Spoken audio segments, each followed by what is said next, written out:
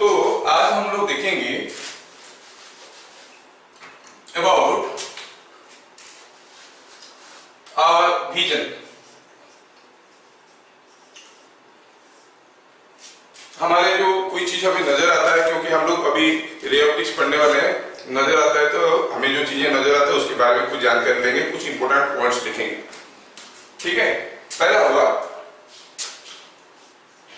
Light moves along a straight line।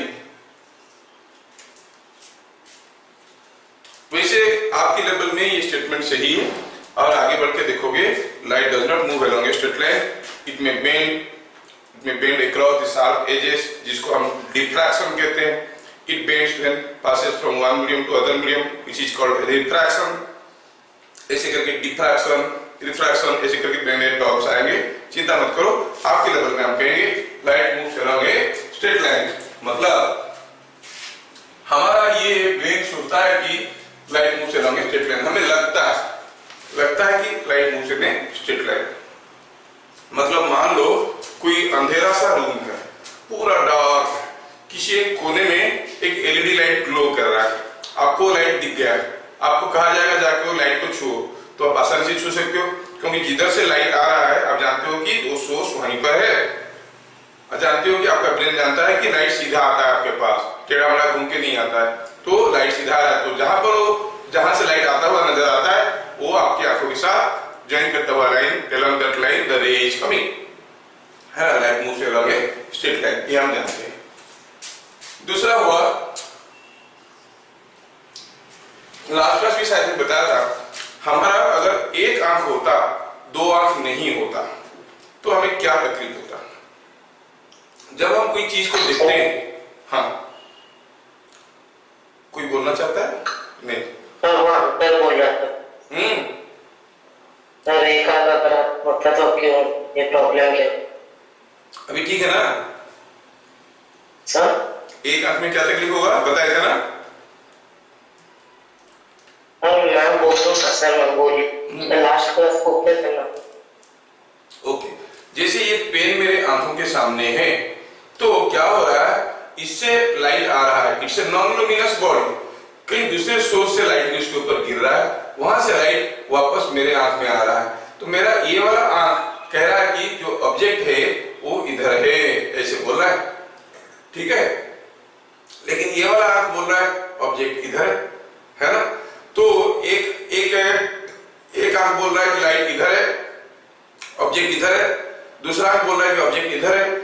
ये दोनों आंख का जो सेंसेशन है उसको लेके हमारा ब्रेन मैप कर लेता है कि ऑब्जेक्ट कितने दूर पे है। तो कोई ऑब्जेक्ट हमारा हमसे कुछ दूर पे है, दो आंख होने से हम बता सकते हैं कि हमसे कितना दूर पे है। समझ में आ रहा? अगर एक आंख से देखोगे, ऑब्जेक्ट को देखोगे, ऑब्जेक्ट तो दिखेगा आपको, लेकिन कितना दूर पे है उसका डायमेंशन, तीनों डायमेंशन क्लियरली नहीं दिखेगा। दो डायमेंशन दिखेगा, तीसरा डायमेंशन क्लियरली नहीं दिखेगा। तो दो आंख होने से फायदा क्या है? With the help of two eyes, we can recognize the position of an object clearly। एक आंख होने से पोजीशन नहीं दिखेगा, चीज दिखेगा लेकिन उसका पोजीशन नहीं दिखेगा। तो क्या हुआ? With help of two eyes, we recognize, मेरा अक्षर ज्यादा छोटा आ रहा है क्या? आप स्क्रीन को ऐसे जूम करके देख सकते हो। We recognize the position and dimension of an object। कोई position and dimension of an object हम लोग इससे रिकॉग्नाइज कर सकते हैं। पावर कट हो गया है, चिंता की कोई बात नहीं है, मैं थोड़ा सेटिंग करता हूं 1 मिनट में।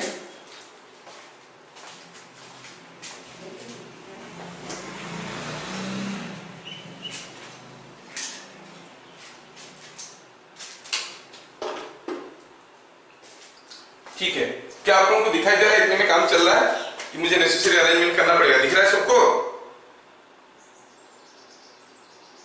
हेलो, क्या आप लोगों को सबको दिख रहा है?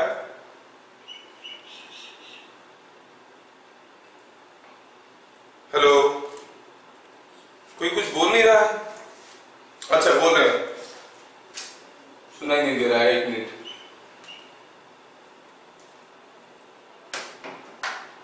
हाँ, आप लोगों को दिखाई दे रहा है?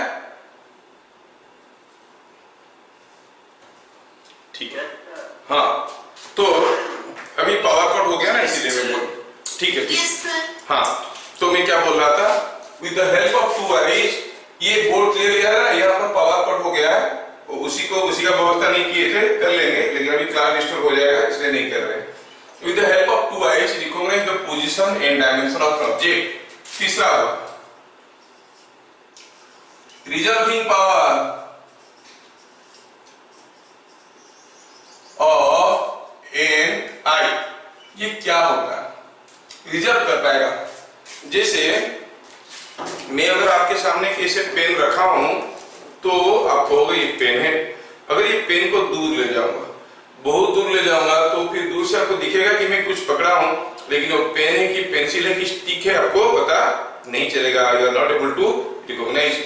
मान लो कि आपके सामने क्यूब पकड़ के रखा हूं, छोटा सा क्यूब, वो आपको दिख रहा है, दूर ले जाएंगे तो पता नहीं चलेगा वो क्यूब है कि स्फीयर है कि क्या है। मतलब क्या है रिजर्विंग पावर? कोई चीज को हम क्लियरली रिजर्व कर पाते हैं, क्लियरली रिकॉग्नाइज कर पाते हैं, पहचान पाते हैं। कब? जब वो चीज हमारे आंखों में कम से कम 1 मिनट एंगल करेगा। 1 मिनट मतलब 60 degree, sorry 60 minute is 1 degree, 1/60 degree, 1/60 degree is called 1 minute. ठीक है, तो एंगल का ये यूनिट है।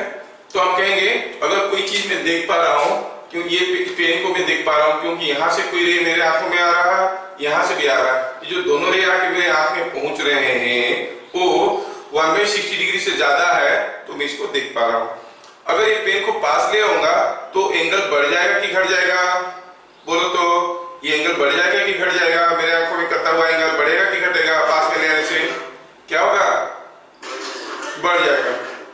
दूर ले जाएंगे तो एंगल घटेगा। अगर बहुत दूर पे ले जाएंगे वो एंगल इतना कम हो जाता है कि जो एंगल 1 मिनट से भी कम हो जाता है। जब 1 मिनट से कम हो जाएगा हमें पता नहीं चलेगा, कुछ तो है लेकिन क्या है पता नहीं चलता है। समझ में आया? That is called our resolving. हाँ बोलो। वीडियो क्लियर नहीं आ रहा है। क्लियर नहीं आ रहा है? Yes sir. जिसका वीडियो क्लियर नहीं आ रहा है थोड़ा सा इजी हो गया। अभी हेजी हो गया?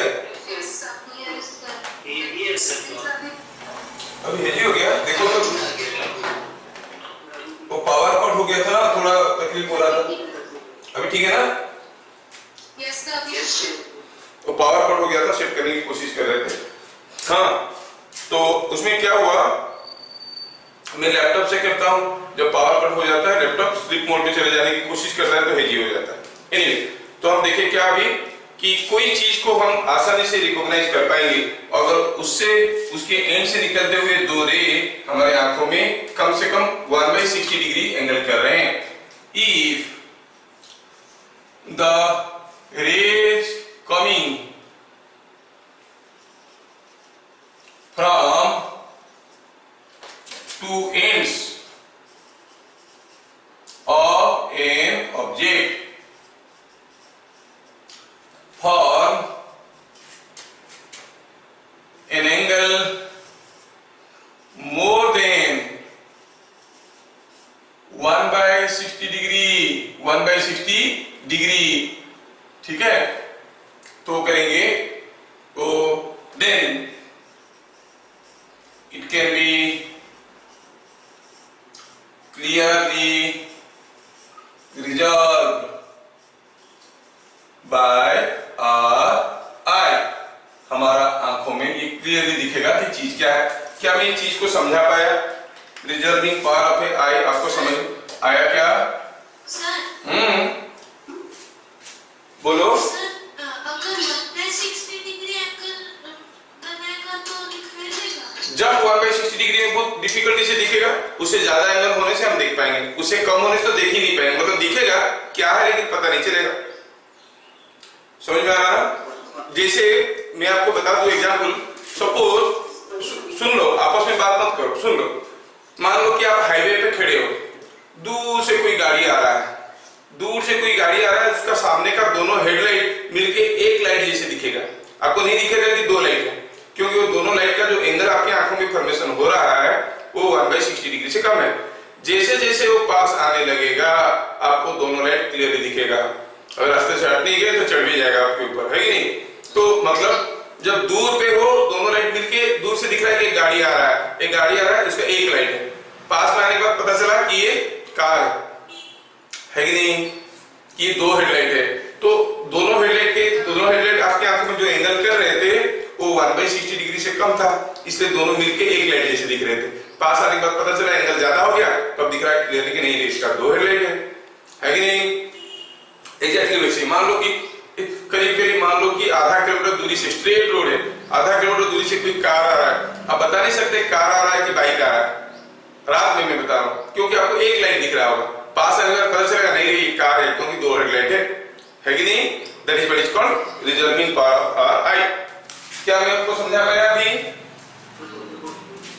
आपस में बात मत करिए। Number 4, persistence of human I. Persistence of, ये सारा टर्म मुझे चाहिए आपका ऑप्टिक्स को समझाने के लिए, आपका बुक में नहीं है, मेरे को चाहिए, क्योंकि ऑप्टिक्स में आप काफी चीज आगे देखोगे। ये इमेज हमें नहीं दिखता है, वो इमेज हमें दिखता है, ये नहीं दिख सकते, क्यों? उसका रीजन सब यहाँ पर आ रहा है। Persistence of human I. Persistence of human आई क्या है? जैसे कोई भी चीज को हम अगर देखते हैं तो वो चीज क्या है जानने के लिए हमको कुछ समय के लिए उसको देखना होता है, उससे कम समय के लिए देख के वो क्या है बता नहीं सकते। जैसे मैं आपके सामने से एक चीज ऐसे ले लिया, तो क्या ले लिया आपको पता नहीं चला, जब ऐसे लिया तो पता चला कि ये पेन है।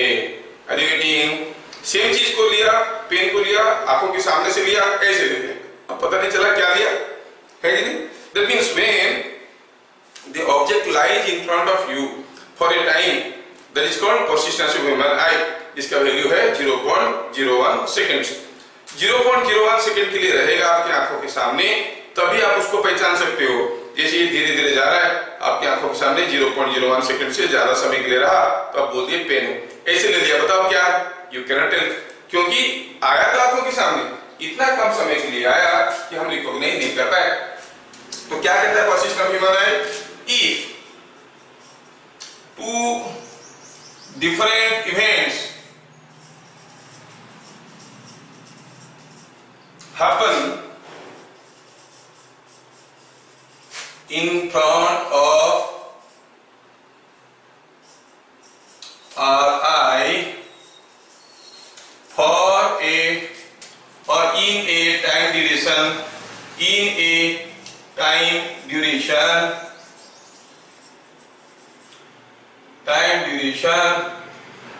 less than 0.01 seconds, then थोड़ा सा गड़बड़ हो गई, 0.01 seconds, then we cannot distinguish them. एक मिनट थोड़ा, distinguish them. हाँ बोलो बोलो।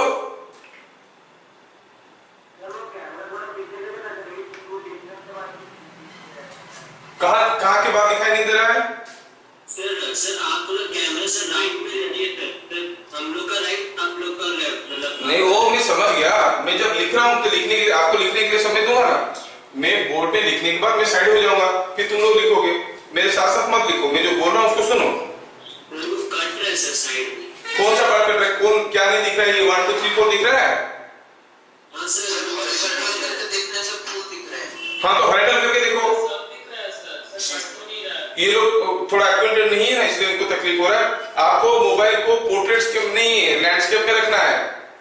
मोबाइल को ऐसे रखना है, ऐसे मत रखो, ऐसे रखो, ऐसे रखोगे तब क्लियरली दिखेगा। हुआ?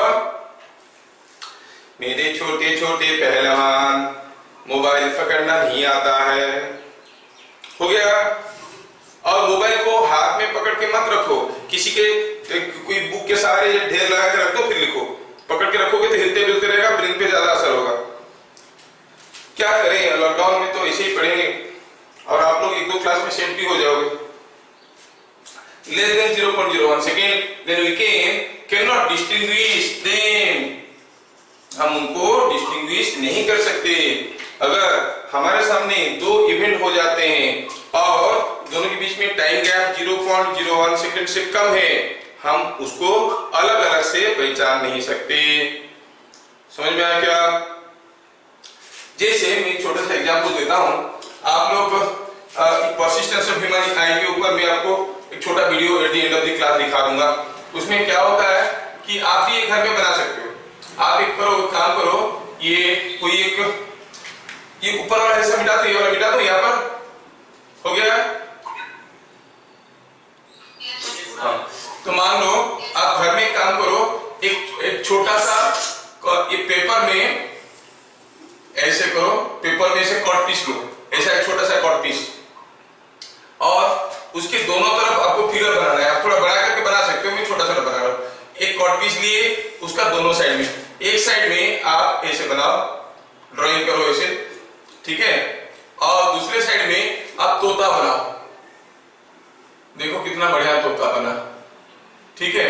अब ये जो बन गया, एक तरफ ये तोता है और दूसरी तरफ ये है, अब इसको किसी एक थ्रेड से इसे झुला दो, झुल गया। इसका क्या है, इधर दिख रहा है पिंजरा जैसा है, पीछे तोता जैसा है, फिर इसको जोर से घुमा दो, जोर से घुमा दोगे तो आपको क्या दिखेगा मालूम है? या फिर वो थ्रेड को पकड़ के ऐसे ऐसे ऐसे ऐसे करो, जोर से घुमाओ, तो क्या दिखेगा मालूम है? लगेगा कि पिंजरे के अंदर तोता है, दिखेगा पिंजरे के अंदर तोता है। लेकिन तोता एक समय में दिखता है, पिंजरा एक समय में दिखता है, लेकिन ये इतना जल्दी घूम जाता है कि दोनों का आने का बीच में जो टाइम गैप है वो 0.01 सेकंड से भी कम है, तो हम डिस्टिंग्विश नहीं कर पा रहे। लगता है कि पिंजरे के अंदर तोता है। आया समझ में? लगेगा कि पिंजरे के अंदर भी तोता। That is what is called persistence of human आई। हमारे घर में जो एसी सप्लाई है, एसी सप्लाई है हमारे घर में सबका, हमारे घर में डीसी नहीं चलता है, एसी चलता है। थोड़ा बहुत शायद आप लोग जानते होंगे कि उसका फ्रीक्वेंसी होता है 50 हर्ट्ज, एक्सक्यूज मी, उसका फ्रीक्वेंसी होता है 50 हर्ट्ज। मतलब एसी में जो करंट का वेरिएशन होता है कैसे होता है मालूम है? ऐसे बढ़ता है, मैक्सिमम होता है, घटता है, फिर उल्टा डायरेक्शन में होता है, ऐसा होता है, फिर बढ़ता है, फिर घटता है, एसी ऐसे होता है। करंट का अगर वेरिएशन जैसे हम लोग वेलोसिटी टाइम डायग्राम करते थे, यहाँ पर करंट कैसे होता है? करंट बढ़ता है, मैक्सिमम होता है, घट के 0 होता है, फिर नेगेटिव हो जाता है, मतलब इधर जा रहा था फिर उल्टा आता है, तो ऐसे ऐसे होता है। हमारे घर में सप्लाई है 50 हर्ट्ज, मतलब एक सेकंड में 50 बार ऐसे करता है। एक सेकंड में अगर 50 बार ऐसे करता है, एक बार करने के लिए कितना समय लेगा? 1/50, वो कितना है? 0.02, मतलब एक बार ऐसे होने के लिए टाइम क्या लगा? 0.02। तो यहां तक का टाइम कितना होगा? 0.01। हो क्या रहा है? जब कोई बॉल के अंदर से, ये बॉल है, ये फिलामेंट है, बॉल के अंदर से वो करंट जा रहा है, बॉल ग्लो करता है। जब करंट 0 हो गया तो बॉल ग्लो करना बंद कर देता है, फिर ग्लो करता है, ग्लो करता है, बंद हो जाता है। मतलब हर एक बार में ये 2 बार बंद होता है, फिर ग्लो करता है, बंद करता है। लेकिन एक बार बंद हुआ और ग्लो किया, उसके बीच में टाइम गैप कितना हुआ? ये पूरा अगर 0.01 है, पूरा अगर 0.01 है, तो जलने वाली और बंद होने वाली इवेंट के बीच में गैप 0.01 से कम हो गया। हमको लगता है कि बल्ब कंटिन्यूअसली जल रहा है, लेकिन बल्ब कंटिन्यूअसली जल नहीं रहा है। एसी में कैसे रहता है? तो धपधपाते रहता है, लेकिन इतना जल्दी जल्दी धपधपा रहा है कि हमें लगता है कि कंटिन्यूअसली ग्लो कर रहा है। रीडिंग, इसलिए हम लोग 50 हर्ट्ज का एसी यूज करते हैं। और भी ढेर सारे रीजन है, but this is one of the prominent reason. अगर 50 हर्ट्ज की जगह हम 30 हर्ट्ज या 20 हर्ट्ज का यूज करेंगे तो क्या दिखेगा? बल्ब टिमटिमा रहा है, ऐसे दिखेगा। समझ में आ रहा है ना? क्योंकि टाइम गैप 0.01 सेकंड से ज्यादा हो जाएगा। ठीक है, तो persistence of human I is 0.01 second. मतलब हमारे आंखों के सामने अगर कोई चीज 0.01 सेकंड से कम समय के लिए रहता है तो हम उसको रिकॉग्नाइज नहीं कर पाएंगे। क्या मैं समझा पाया? ओके, आगे चलिए, आगे बढ़ते, आगे बढ़ते, हाँ आगे बढ़ते, आगे बढ़ते। अब क्या है, किसी को हम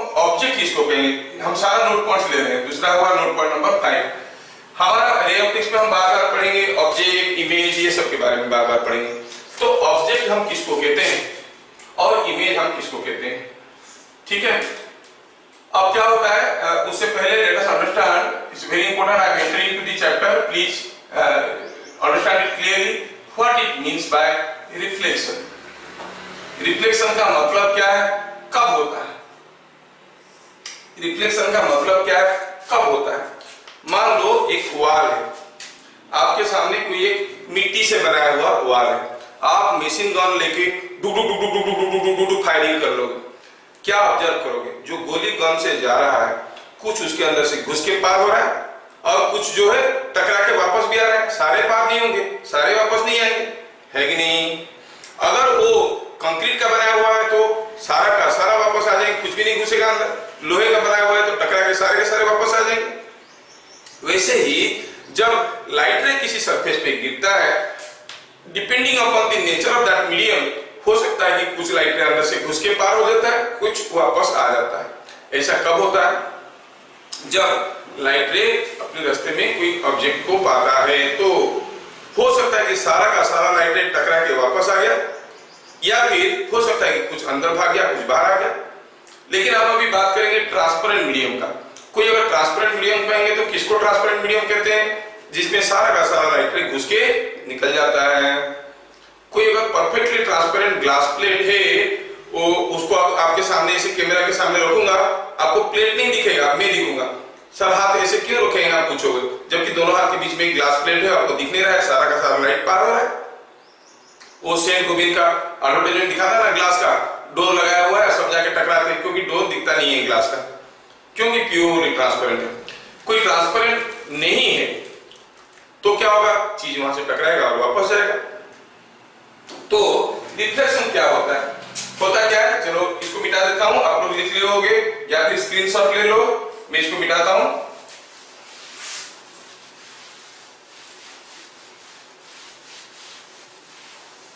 ओके, रिफ्लेक्शन क्या है, when light reaches the interface, और जिसको हम अदरवाइज कहेंगे बाउंड्री, और boundary of two different mediums, a part of light bounce back to the original medium.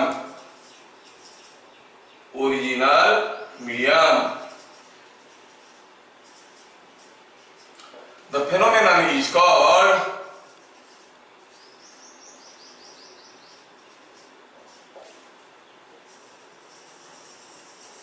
Reflection. यहां पर एक छोटा सा मिसकंसेप्शन है जो सबके साथ है, ऑलमोस्ट, क्योंकि स्कूल बुक में इसका क्लैरिटी नहीं है। स्कूल बुक में क्या कहा गया, कोई मिरर है, लाइट गिरा, पीछे उसका सिल्वर कोटिंग हुआ है, सिल्वर मेटल है, उसको पार नहीं कर सकता, वो वापस आ गया, तो आप कहेंगे रिफ्लेक्शन हो रहा है। मैं लेकिन वैसे नहीं लिखा, मैं क्या लिखा हूं, whenever light reaches the interface between two different medium, मतलब फिगर बनाता हूं यहां पे। सपोज हम कहेंगे ये कोई एक ग्लास ब्लॉक है, ये कोई एक ग्लास ब्लॉक है, इस ब्लॉक के ऊपर कोई लाइट रे आके गिरा, तो देखोगे मान लो लाइट रे ऐसे गिरा, तो आप देखोगे इसमें ये लाइट रे जैसे आके यहाँ पे पहुंचा, क्या हुआ, ये एक मीडियम था, ये दूसरा मीडियम है, तो यहाँ से कुछ लाइट ऐसे वापस चले जाएगा और कुछ अंदर चले जाएगा। ये जो अंदर लाइट आया वो आके पहुंचेगा यहाँ पे, फिर से क्या हो गया, दो मीडियम, तो क्या होगा, कुछ लाइट इधर निकल के आ जाएगा और कुछ वापस चले जाएगा। ये जो लाइट आया यहाँ पे आके यहाँ पे पहुंचा, यहाँ पर फिर से दो मीडियम हो गया, कुछ लाइट वापस चले जाएगा और कुछ अंदर बाहर इधर निकल आएगा। Are you getting?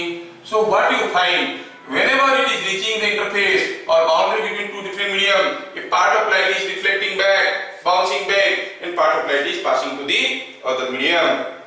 अगर आप कहेंगे ये तो इंसिडेंट रे है, ये रे का नाम है A, B, C, D, E, F, G, तो हम कहेंगे ये फिगर में रिफ्लेक्टेड रेज कौन कौन है? रिफ्लेक्टेड रेज आर कौन कौन है भाई बताओ? रिफ्लेक्टेड रेज आर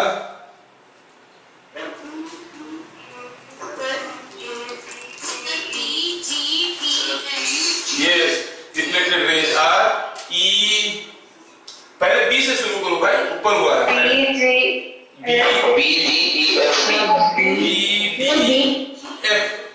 देख लो, B D F R the reflected rays, है कि नहीं?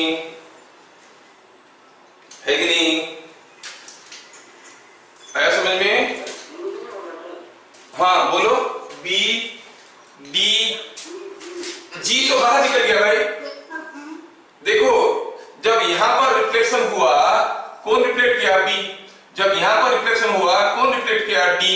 जब यहां पर रिफ्लेक्शन हुआ कौन रिफ्लेक्ट किया? एफ। जी तो इधर से आके निकल गया, ये तो वापस आ गया।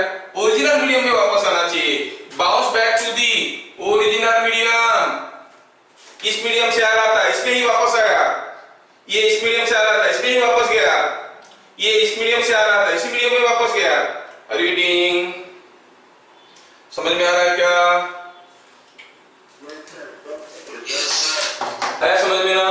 थोड़ा मैं आप लोगों को 1 मिनट के लिए वीडियो ऑफ करता हूं, मुझे लग रहा है कि थोड़ा ब्लॉक सेटिंग हो गया है, मैं थोड़ा सा सेटिंग करता हूं। 1 मिनट, हाँ जस्ट 1 मिनट। हाँ कर रहा हूँ 1 मिनट। मुझे लग रहा है कि थोड़ा फोकसिंग में प्रॉब्लम हो गया, इसलिए तुमको तकलीफ हो रहा होगा। 1 minute.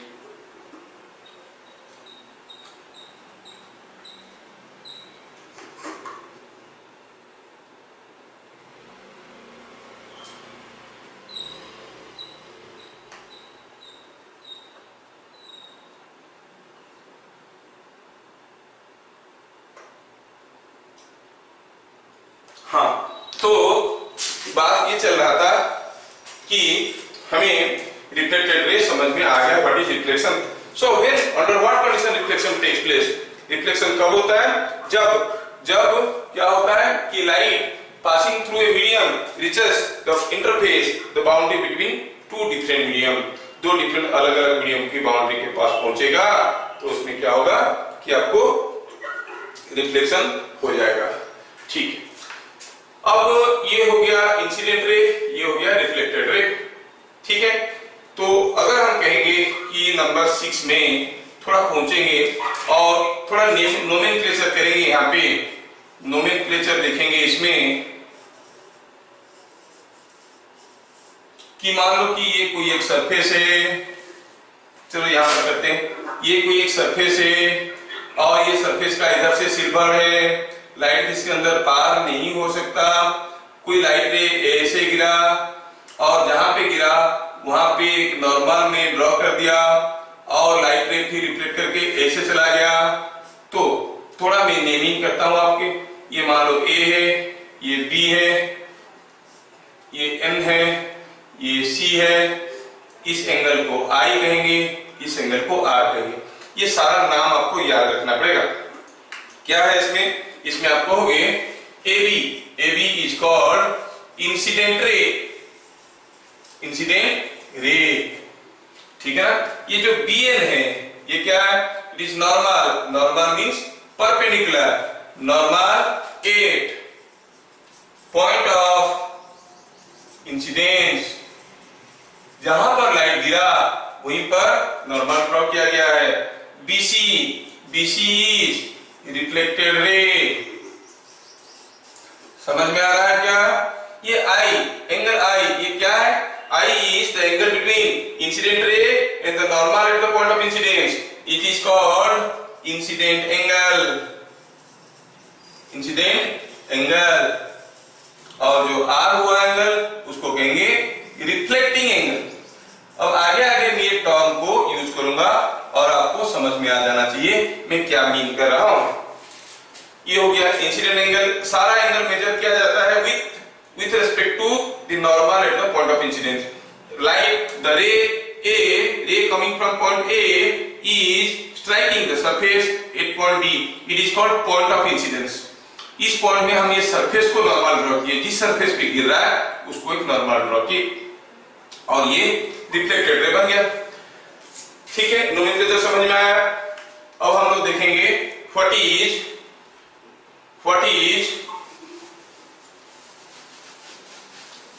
Laws of reflection. What are the laws of reflection. मैं आपको प्रिंटेड मटेरियल भी भेजूंगा, चिंता की कोई बात नहीं, आप लोग नोट्स बनाते रहो। पॉइंट नंबर 7 में हम लोग देखेंगे लॉज ऑफ रिफ्लेक्शन। ये रिफ्लेक्शन कुछ लॉज को फॉलो करते हैं। We are going towards a chapter which is called ray optics और ज्योमेट्रिकल ऑप्टिक्स। इसको ज्योमेट्रिकल ऑप्टिक्स क्यों कहते हैं? क्योंकि इसका सारा न्यूमेरिकल को हम लोग स्केल पेंसिल प्रोट्रैक्टर लेके सॉल्व कर सकते हैं। सारा न्यूमेरिकल को, कैसा भी न्यूमेरिकल हो, स्केल पेंसिल प्रोट्रैक्टर और ज्योमेट्री बॉक्स लेके कर सकते हैं। जबकि करने के लिए हमारे पास दूसरे तरीके भी है, न्यूमेरिकल अप्रोच भी है। ज्योमेट्रिकल ऑप्टिक्स इसलिए लेते हैं, आपके पास खाली scale pencil protractor geometry box रहेगा तब भी उसका कैसा भी प्रॉब्लम हो आप सॉल्व कर सकते हो। हाँ, हम लोग मैथमेटिकल अप्रोच भी उसका देखेंगे। तो कहने का मतलब है हमको दोनों नॉलेज होना बहुत जरूरी है for clarity and conceptual understanding. ठीक है, तो हम सारा क्वेश्चन जितने भी करेंगे ज्योमेट्रिकली सॉल्व करेंगे, कोई कैलकुलेशन नहीं रहेगा। ज्योमेट्रिकली भी सॉल्व करेंगे या न्यूमेरिकली भी सॉल्व करेंगे। ठीक है, तो आप लोग थोड़ा कोऑपरेट करना। नया चैप्टर है आपके लिए, laws of reflection. Laws of reflection is in 2 parts. Part 1 क्या कहता है? कहता है इंसिडेंट रे, रिफ्लेक्टिंग रे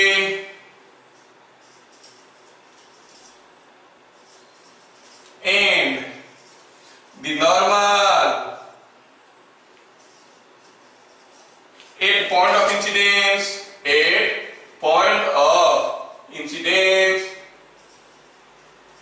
lie in a common plane। क्या मतलब है?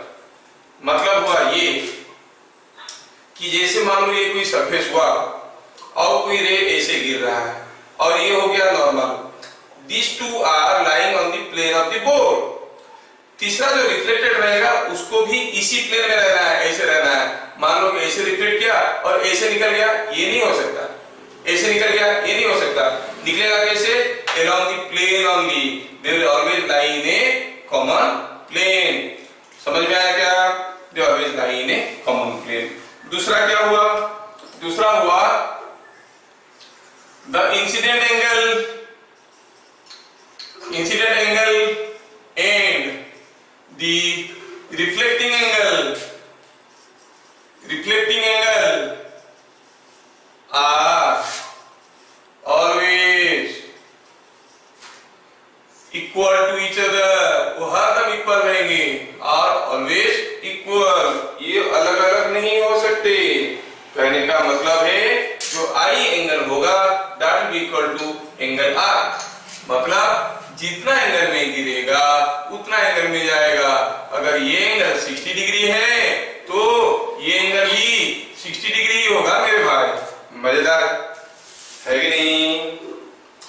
अच्छा, ये इंसिडेंट एंगल और रिफ्लेक्टिंग एंगल बराबर होगा। ये हो गया बेसिक लॉज ऑफ रिफ्लेक्शन, आपको याद रखना है। ठीक है, और इसको लेके तो पूरा दुनिया खड़ा है, एंटायर ऑप्टिक्स इसी लॉ के ऊपर खड़ा है। अगर ये वाला चीज को हम डिस्कवर नहीं करते तो ऑप्टिक्स करके कोई चीज हमारा सिलेबस में नहीं होता है ना। कोई साइंटिस्ट इसको डिस्कवर कर लिए, उसके बाद सिलेबस में आ गया कि ये जितना एंगल होता है वो उतना एंगल नहीं होता है। तो लॉज ऑफ रिफ्लेक्शन हमें समझ में आया। साथ साथ हमें अगर कहा गया कि कोई एक ऑब्जेक्ट किसी एक सरफेस के ऊपर, ये नीचे वाला हो गया ना, मिटा देता हूं इसको। अगर हम कहें हो गया ना, हाँ, आप लोग तभी बोलो जब आपको कोई तकलीफ हुआ है या फिर समझ में नहीं आ रहा है। हाँ, अगर साइलेंट रहने से मैं समझ लूंगा कि नहीं, ठीक ठाक चल रहा है सब कुछ। ठीक है, तो इसको मिटाते हैं अभी। देखो कुछ लोग आपस में बात कर रहे हैं, that means they disturb all others, please don't talk. अगर माइक्रोफोन ऑन है तो रूम भी बंद करो, कोई नहीं आना चाहिए। पता चला छोटा भाई आके मोबाइल खींच रहा है, पबजी खेलेंगे दे दो, ऐसा नहीं। Point number 8। हाँ सर, इसका तो माइक्रोफोन ऑन रहता है सर, वो डिस्टर्ब करता है। ठीक है, मैं देख लेता हूँ, मैं देखता हूँ किसका माइक्रोफोन ऑन है। रुको थोड़ा इसको गाली करता हूँ, 1 मिनट। गाली करने के लिए 2 मिनट टाइम दोगे ना? मैं देख लेता हूँ किसका माइक्रोफोन ऑन है। कौन है वो जिसका माइक्रोफोन ऑन है, मैं देख लेता हूँ। अभी ऑफ कर दिए सर। हाँ अभी देखो सबका ऑफ है, बढ़िया है। नहीं और भी मिस्टर इनोवेटिव उसका ऑन था, अभी सबका ऑफ हो गया। हाँ देखा? सर मैं बोल रहा था सर। हाँ वेरी गुड वेरी गुड, बोलने के बाद ऑफ कर देना, वेरी गुड। तो बात कर रहे थे हम लोग, बात कर रहे थे मतलब हम लोग ना एक क्लास के साथ एक्वेंटेड नहीं हुए, धीरे धीरे सीख जाएंगे ऑनलाइन क्लास कैसे करते हैं, क्या करेंगे। ये कोरोना तो आके सबका जान ले रखा है ना। चलो तो अभी हम बात कर रहे थे कि इंसिडेंट एंगल को रिफ्लेक्टिंग एंगल। अगर हमें रिफ्लेक्टेड रे ड्रॉ करना है, to draw a reflected ray when incident ray on a surface is given। Suppose हम कहेंगे कि ये कोई एक सरफेस हुआ और यहाँ पे कोई एक लाइट रे आके ऐसे गिर रहा है, हमें रिफ्लेक्टेड रे ड्रॉ करना। ये कोई एक टेढ़ा मेढ़ा सरफेस है, हो सकता है कि किसी स्टील नया वाला स्पून का पिछला वाला सरफेस है ना, कोई बर्तन रखा हुआ स्टील का चिक चिक कर रहा है उसका सरफेस है, हमें रिफ्लेक्टेड रे ड्रॉ करना है। ये हो गया इंसिडेंट रे दिया हुआ है। तो पहला स्टेप में क्या करेंगे, draw normal at point of incidence, point of incidence. देखो आप में से काफी लोगों को ये सब चीज थोड़ा थोड़ा मालूम होगा, लेकिन I want to go very details because I want to go very high. अब जितना ऊंचा पिलर बनाना चाहोगे उतना चौड़ा बेस होना जरूरी है। छोटा सा बेस लेके अगर बहुत ऊंचा कर दिए तो गिर जाएगा। So I want to go with clarity because I know at your level you develop many misconceptions and also otherwise people also feed you with misconceptions। काफी misconception आ जाता है। Draw a normal at point of incidence। ओ ये हो गया point of incidence, यहाँ पर एक normal draw करो। नॉर्मल मतलब जो सरफेस के ऊपर गिर रहा है उस सरफेस को परपेंडिकुलर ड्रॉ करो। परपेंडिकुलर ड्रॉ करेंगे कैसे, पहले हम यहाँ पे एक टेंजेंट ड्रॉ कर लेंगे, ये टेंजेंट है, टेंजेंट के साथ परपेंडिकुलर करके नॉर्मल ड्रॉ कर दिए, ये हो गया normal. Then measure I, I का मतलब क्या है, incident angle, measure incident angle. Then bit number 3 आसान है, ड्रॉ रिफ्लेक्टिंग एंगल और रिफ्लेक्टिंग एंगल एंड रे। तो क्या करना है, अभी प्रोट्रैक्टर लेके उतना ही एंगल का रिफ्लेक्टिंग एंगल बनाओ। ये बन गया, ये जो आर बनाया आर इक्वल टू आई, तो ये बन गया आपका रिफ्लेक्टेड रे। कोई भी इंसिडेंट रे का रिफ्लेक्टेड रे बनाना ऐसे ही होता है, you have to draw a normal, measure the incident angle, उतना ही एंगल इधर लेके इधर एक रे खींच लो, that will call as the reflected ray. समझ में आया क्या? समझते समझते एक चीज यहाँ पर समझ लो कि हम थोड़ा सा इसको 2 एग्जांपल में बताना चाहेंगे। शायद पॉइंट नंबर 7 को आप लोग लिख चुके होंगे, तो थोड़ा मैं इसको मिटाता हूँ। ये जो कि जिसका ऑब्जेक्शन होगा बोलना, नहीं तो ये सर बोलने की कोई जरूरत नहीं है। जिसका नो सर होगा सिर्फ वही बोलेगा, नहीं सर रुके रुके रुके रुके बोलेगा, बाकी लोग को बोलने का कोई जरूरत नहीं। फाइन, ये हो गया। Now we go for the better way understanding और एप्लीकेशन ऑफ दिस। आपको बताना है, ये देखना है ये कि जस्ट एग्जांपल फैक्ट की तरह याद रखो। क्या फैक्ट कि 2 parallel raise striking, 2 parallel rays striking a curved surface। थोड़ा सा लिखेंगे, when 2 parallel rays strike a curved surface, then reflected rays need not be parallel, need not be parallel, but when they strike a plane surface, the reflected rays are parallel. ठीक है, reflected rays are parallel. क्या बोल रहा है, थोड़ा जो बोल रहा है उसको दिखाते हैं। सपोज हम कहेंगे ये एक सरफेस है, प्लेन सरफेस है, प्लेन मतलब एक ही फ्लैट सरफेस है, कोई दो रे आए, एक रे आया, एक रे आया, ये दोनों पैरेलल है, तो रिफ्लेक्ट करने के बाद ये ऐसे जाएगा, ये ऐसे जाएगा, तो दोनों रिफ्लेक्टेड रे भी पैरेलल रहे। लेकिन सपोज एक कर्व सरफेस है, अब दो रे आए, एक रे आया और ये दूसरा रे आया, the rays, incident rays are parallel. Now let us draw the reflected rays. यहाँ पर अगर हम नॉर्मल ड्रॉ करेंगे, कैसे करते हैं, पहले नॉर्मल ड्रॉ करेंगे, ये हो गया आपका इंसिडेंट एंगल, रिफ्लेक्टिंग एंगल उतना ही होगा, तो गया ऐसे, ये हो गया रिफ्लेक्टेड। यहाँ पे नॉर्मल ड्रॉ करेंगे, ये हो गया इंसिडेंट एंगल, ये हो गया रिफ्लेक्टिंग एंगल, ये ऐसे गया। तो देखो इंसिडेंट रेज में parallel but the reflected rays are not parallel. क्यों? क्योंकि ये एक कर्व सरफेस है, अगर थोड़ा सा भी कर्वेचर रहेगा तो रिफ्लेक्शन होने के बाद ये बिखर जाएगा। Are you getting?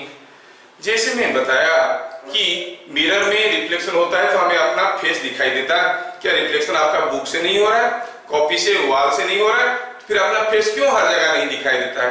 क्योंकि अगर माइक्रोस्कोपिकली देखेंगे बुक का सरफेस कुछ ऐसा ऐसा है कि नहीं?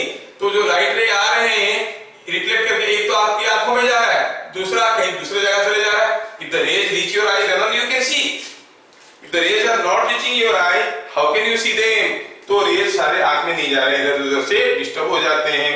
तो हम मिरर में तो देख सकते हैं अपना इमेज, लेकिन कोई पॉलिश सरफेस में अपना इमेज तो देख सकते हैं, लेकिन कोई न्यूज़पेपर पे, कोई मान लो बुक के ऊपर, वॉल के ऊपर अपना रिफ्लेक्शन नहीं देख सकते, जबकि वो दिखता है पॉलिश है लेकिन है नहीं पॉलिश।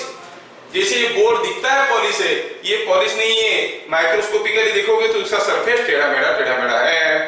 समझ में आ रहा? तो हम ये बात कर रहे थे कि when two parallel rays strike a plane surface as incident rays, the reflected rays are also parallel to each other. But when two parallel rays strike a curved surface, reflected rays may be parallel, may not be parallel depending upon the curvature. मान लो ये curve surface ऐसा set का हुआ है, हो सकता है कि वो पैरेलल हो जाएंगे या फिर पैरेलल नहीं होंगे। हाँ, ठीक है। तो ये हो गया हमारा बात। अभी दूसरी बात बताना चाहता हूँ। अच्छा, आप लोग कभी नोटिस किए होंगे, क्या मालूम आपको, बच्चे लोगों को भी बोला था कि जो उनको साइंस पढ़ना है हर चीज को ऑब्जर्व करो। कभी घर में अगर कलरिंग होता है, वो क्या करते हैं बताओ, पहले पुट्टी लगाते हैं, ये पुट्टी लगाते हैं, उसके ऊपर कलरिंग करते हैं। जो अच्छा वाला मिस्त्री होता है वो क्या करता है, पुट्टी लगाने के बाद उसमें इसे लाइट डालेगा, लाइट डाल के देखेगा उस फ्लैट हुआ है कि नहीं हुआ है। अगर फ्लैट होगा तो लाइट सरफेस पे जो बीम जाएगा ऐसे रिफ्लेक्ट करके जाएगा, उसको दिखाई देगा। फ्लैट नहीं होगा, कर्वेचर होगा, तो लाइट डालोगे टेढ़ा मेढ़ा हो जाएगा, दिखेगा नहीं। वो क्या करते हैं, उनको पूछोगे, कोई कंट्रैक्टर को अगर पूछोगे कैसे कलरिंग करते हो, अच्छा करते हो, हाँ सर लाइट लगा के करता हूँ। पहले मुझे भी समझ में नहीं आ रहा था, लाइट लगा के कलरिंग करने का क्या मतलब, अंधेरे में कोई करेगा क्या? बाद में पता चला, अरे ये तो ऑप्टिक्स है। थोड़ा ध्यान से जब कर रहा था ऑब्जर्व किया, वो क्या कर रहा है, बनाने के बाद इसे लाइट डाल रहा है, लाइट डाल के देख रहा है कि फ्लैट दिख रहा है, नहीं तो क्या लाइट जो है डिस्पर्स हो जाएगा, वहां से डिफ्यूज हो जाएगा, दिखेगा नहीं।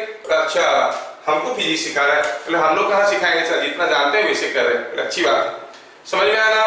कहने का मतलब है प्लेन सरफेस से इंसिडेंट रे जब गिरेगा, reflected raise will go like this, curve surface पे जब गिरेगा किधर जाएगा उसका कोई ठिकाना नहीं है। दूसरा चीज मैं बताना चाहता हूं, ये हो गया पॉइंट नंबर पहला, एक देखे हम लोग रिफ्लेक्टेड रे के बारे में। दूसरा एक बहुत ही इंटरेस्टिंग पॉइंट है जिसका नाम है प्रिंसिपल ऑफ रिवर्सिबिलिटी, लेकिन अभी उस नाम से नहीं बोल रहा हूं, खाली थोड़ा सा देख लो।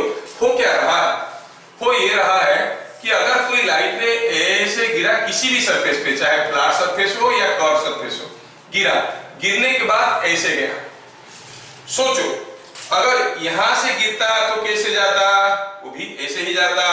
मतलब लाइट अगर ऐसे जाने से इधर जाता है तो ऐसे आने से इधर भी जाएगा। समझ में आ रहा है क्या? तो हम क्या कहेंगे, द पाथ इज रिवर्सिबल।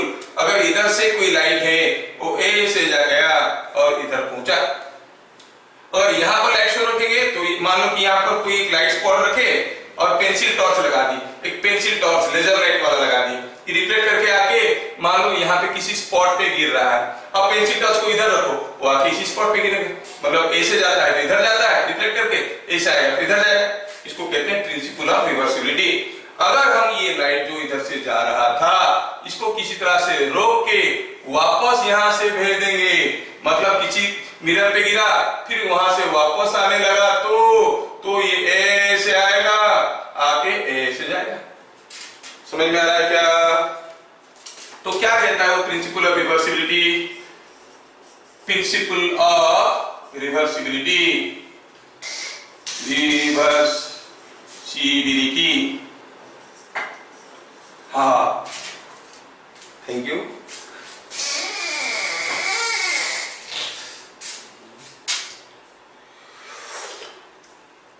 हाँ, मजा आ रहा है? देखो समझ में आ रहा है ना सबको? अरे अंडरस्टैंडिंग और स्टैंडिंग अंडर सबको साउंड पूरा क्लियर आ रहा है? बहुत मजा आ रहा है? मैं नया टी शर्ट लिया हूं, दिख रहा है? हाँ, नहीं दिख रहा है क्या? नया लिया हूं, तुम लोग कोई बोल नहीं रहे हो। प्रिंसिपल ऑफ रिवर्सिबिलिटी क्या कहता है? कहता है if path of reflected light is reversed, then ये प्रिंसिपल ऑफ रिवर्सिबिलिटी का एग्जैक्ट डेफिनेशन नहीं है, काम चलाने के लिए आपको समझाने के लिए बता दिया। then the reflected light or the reversed light follows or exactly follows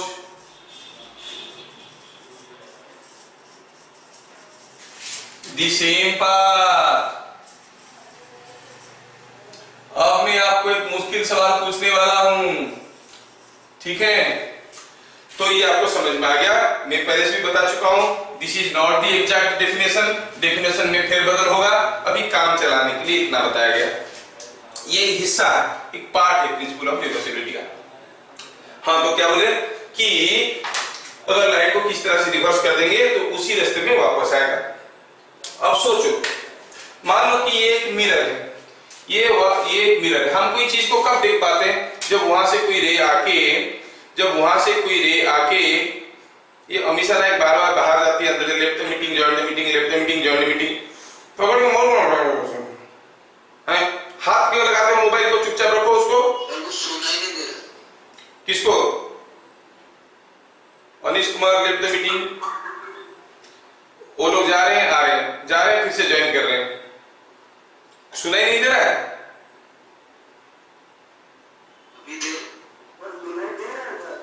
तो इसका कान खराब है, मैं क्या कर सकता हूं?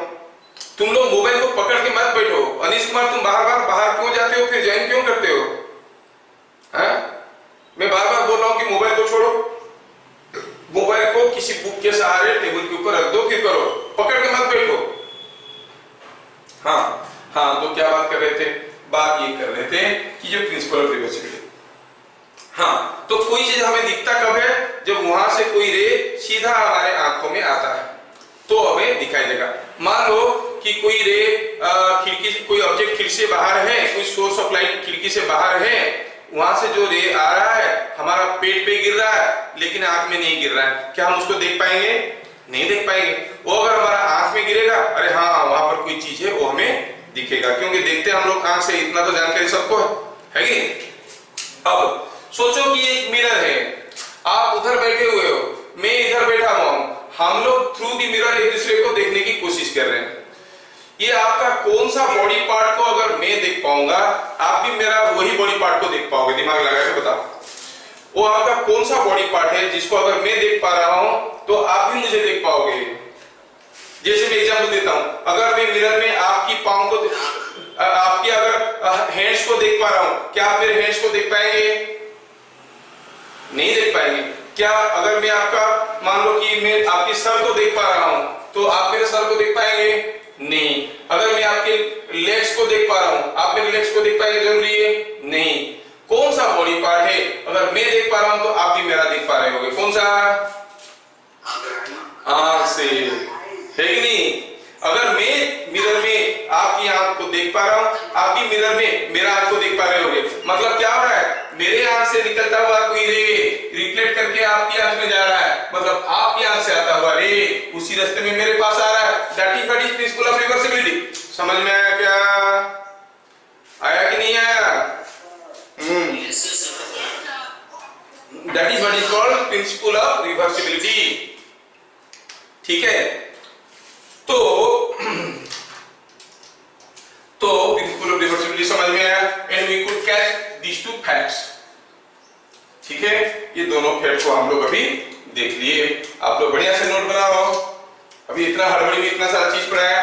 I give you 1 minute 3 time. अभी 1 मिनट में जो आपको बैकलॉग पूरा करना है पूरा करो, फिर हम लोग स्टार्ट करेंगे 1 मिनट के बाद। Only 1 minute break. तो सभा फिर से शुरू करते हैं। तो अभी हम लोग काफी कुछ छोटे मोटे नोमेनक्लेचर देख लिए, अब और आगे बढ़ेंगे और भी कुछ कीवर्ड्स को डिफाइन करेंगे। फाइन। ये रिफ्लेक्शन है। आप प्रॉपर्ली रिफ्लेक्ट करना जानोगे तो जिंदगी में बहुत कुछ कर लोगे। Let us now I want to define some terms related to geometric optics.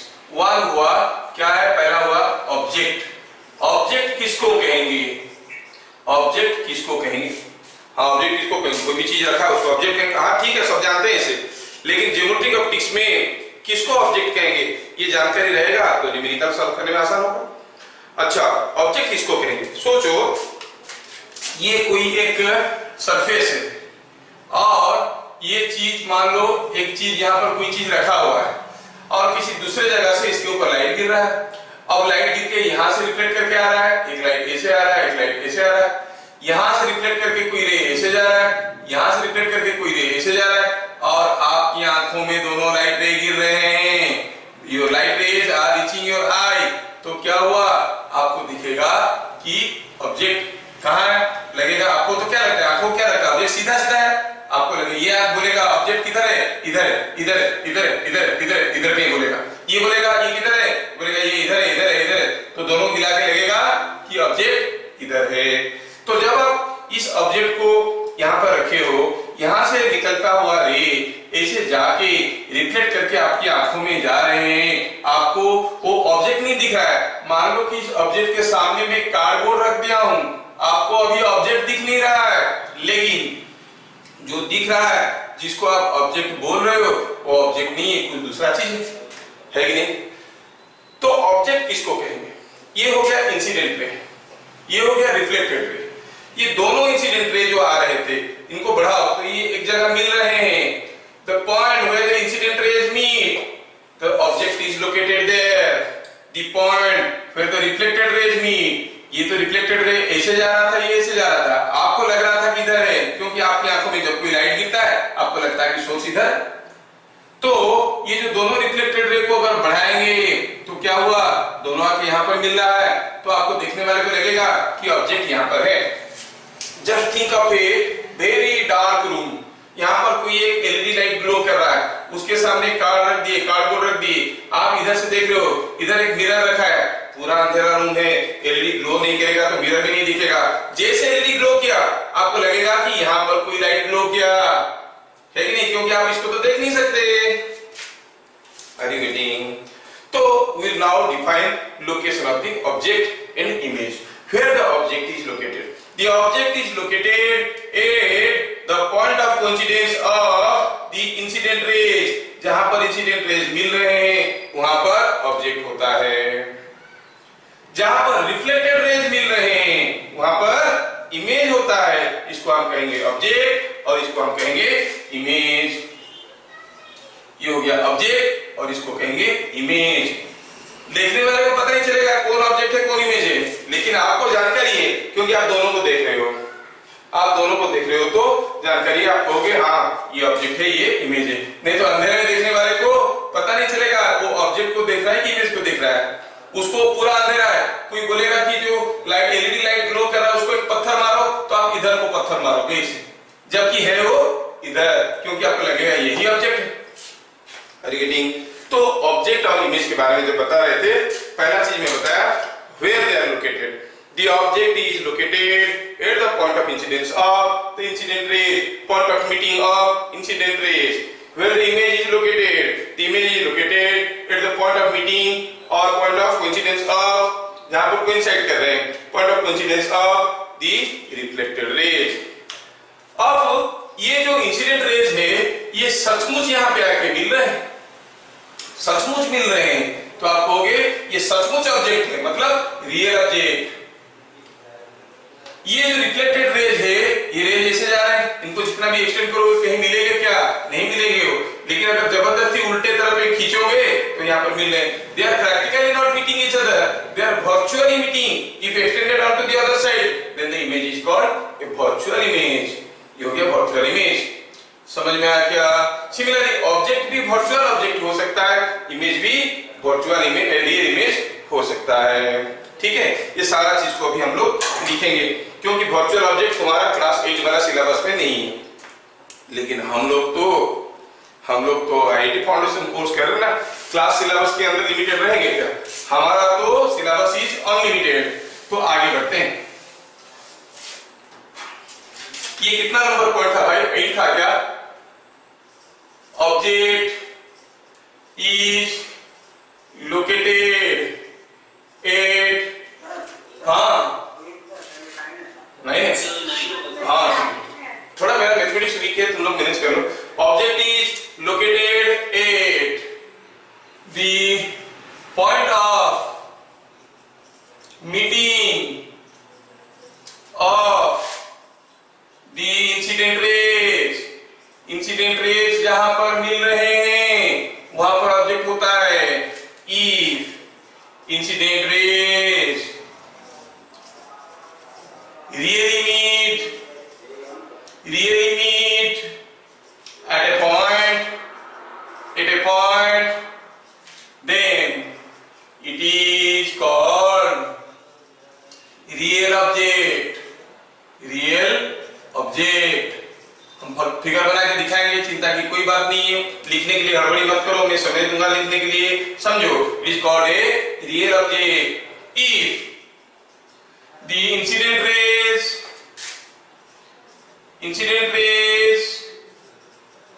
appear to meet at a point,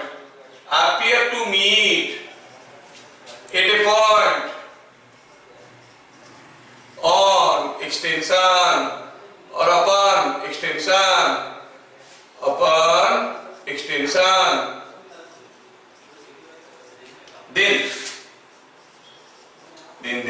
then the object is called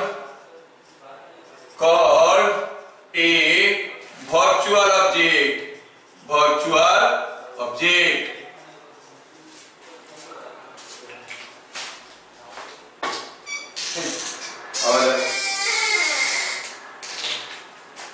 It's called a virtual object। Similarly, image is located at point of meeting of the reflected rays।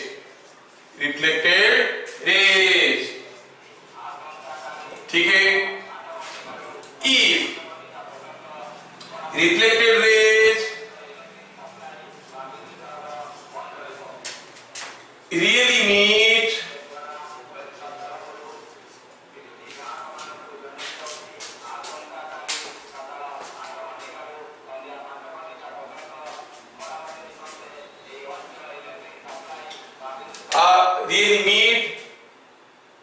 the object or image is called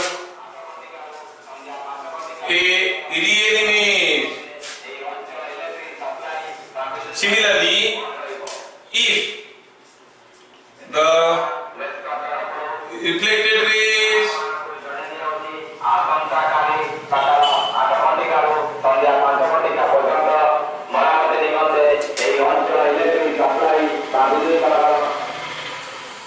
appear to meet upon extension, then it is called a virtual image. Virtual image. अभी आप लोग थोड़ा लिख लो इसको, क्योंकि मुझे figure बना के दिखाना है, फिगर बना के दिखाना है। दोनों चीज को लिख लो। वो ब्लैक वाला ज्यादा क्लियर आ रहा है कि ब्लू वाला, कि दोनों? सर दोनों ही क्लियर सर। दोनों ही क्लियर आ रहा है, मस्त। आपका स्कूल से भी तो ऑनलाइन क्लासेस हो रहा होगा, स्कूल वाला ज्यादा क्लियर आ रहा है कि मेरा वाला? आप दूसरे टीचर की भी ऑनलाइन क्लासेस कर रहे होगे भाई? तो वो मेरा वाला कैसा, ग्रेडिंग करके बताओ कैसे आ रहा है? उसके जैसा आ रहा है कि उससे बेटर आ रहा है कि खराब आ रहा है?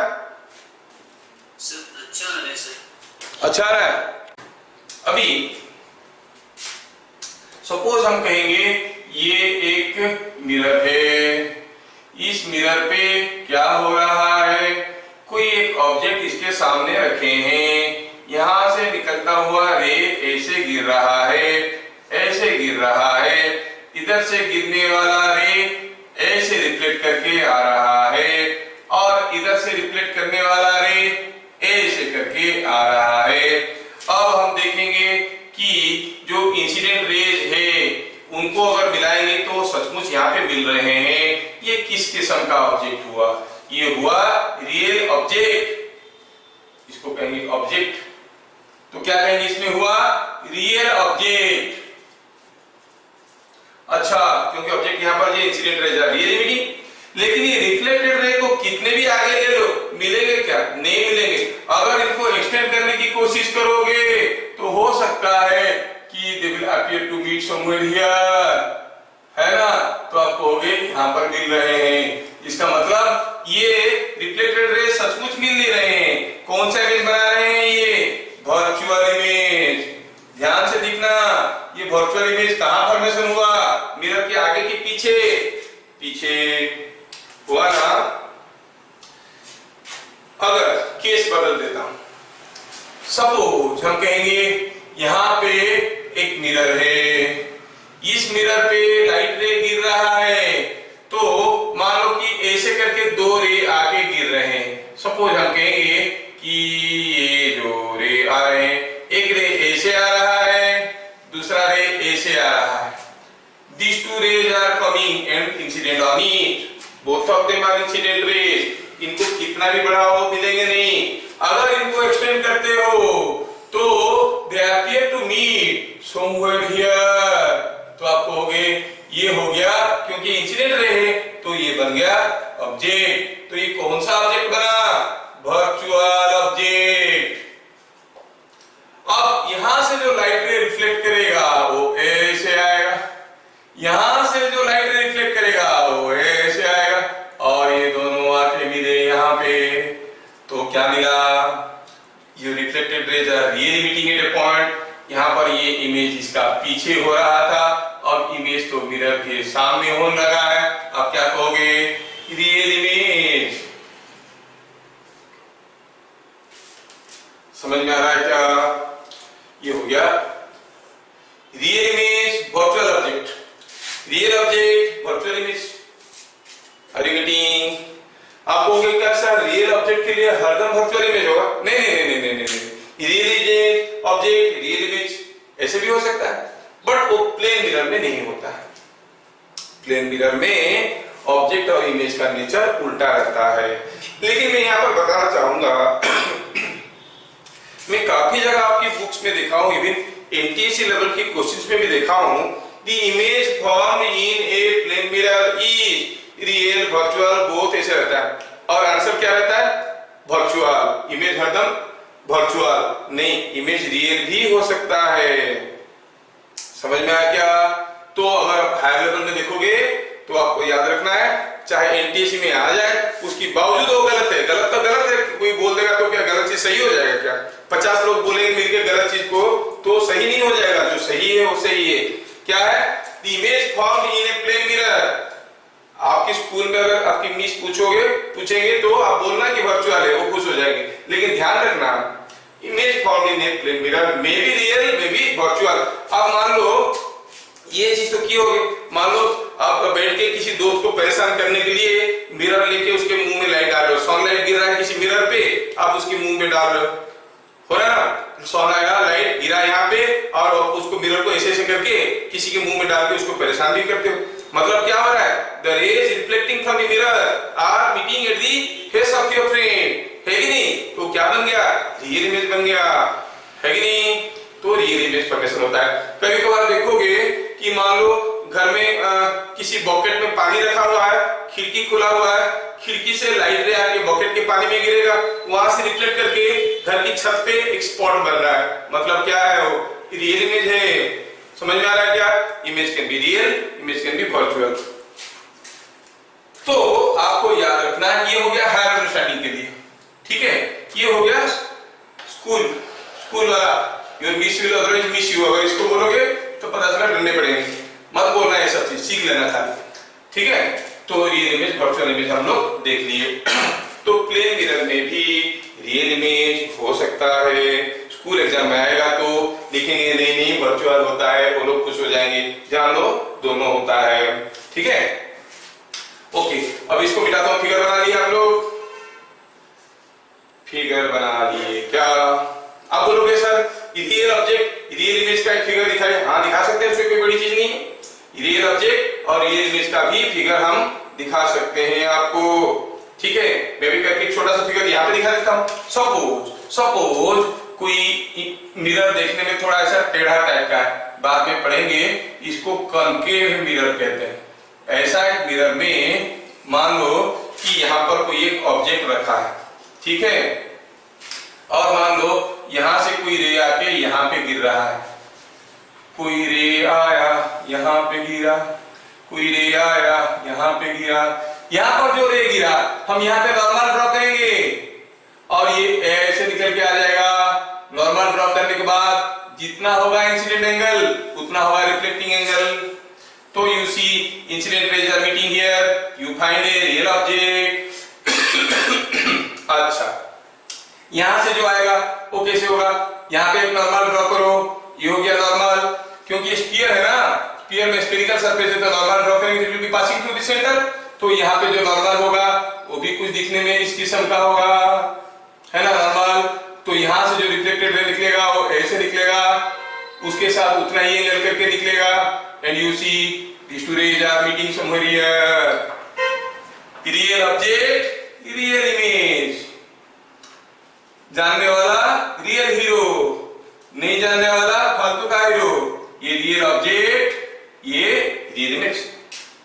एक चीज आपको नोटिस कर लेना चाहिए इसमें, जब भी ये कुछ रियल बनता है मिरर के सामने बनता है, वर्चुअल बनता है मिरर के पीछे बनता है। ये virtual image forms behind the mirror, a real image forms in front of the mirror। तो इतना